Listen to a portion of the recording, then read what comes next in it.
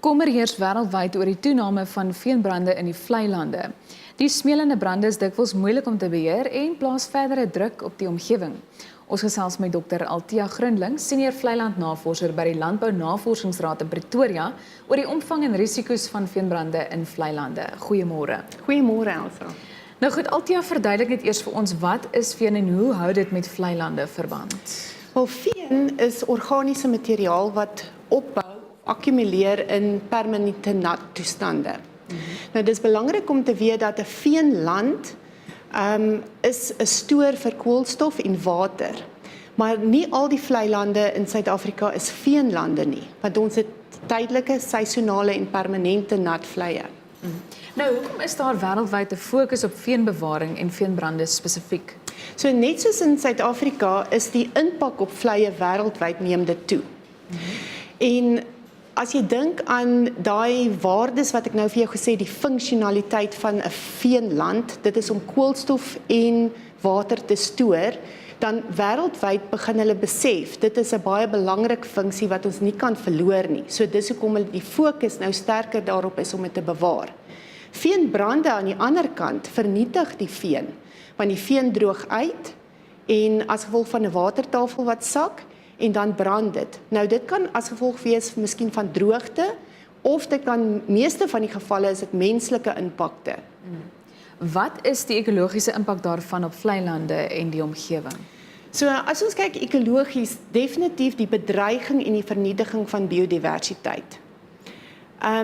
Maar saam met dit is dit ook die funksionaliteit wat daai stelsel verloor. Soos wat ek gesê, die koolstof wat nou gestoor is, word nou vrygelaat en dit het weer 'n impak op die kweekhuisgasse en klimaatsverandering en lugbesoedeling. En dan die waterstoorvermoë is ook verlore. So daai veenland wat stadig water moes uitfiltreer na strome en riviere word nou vernietig, so daar's 'n watertekort. En dan derdens kan ons ook noem die biodiversiteit wat nou te verlore gaan en daai gedegradeerde veenland is nou 'n area waar daar vloede kan voorkom, want daar is nie meer plantegroeibedekking nie. Ja.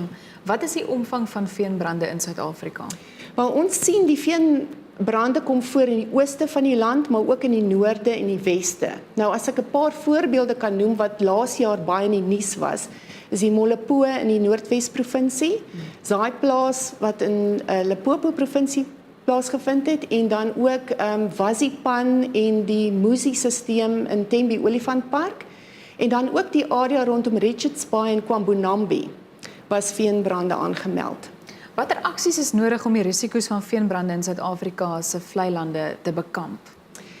As ons praat van aksies, daar's spesifieke aksies en daar's ook algemene aksies. Nou spesifiek, as ons dink aan die Molopo situasie, daar word water afgekeer vir menslike gebruik.